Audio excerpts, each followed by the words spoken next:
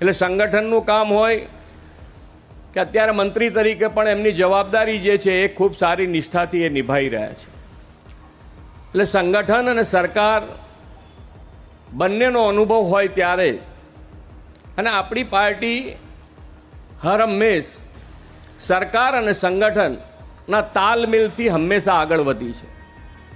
અને એ જ આપણી તાકાત છે કે સરકાર હોય, સંગઠન હોય, જવાબદારી કોઈએ પોતપોતાની રીતે જેને જે મળી છે એ સારી રીતે અદા કરી છે.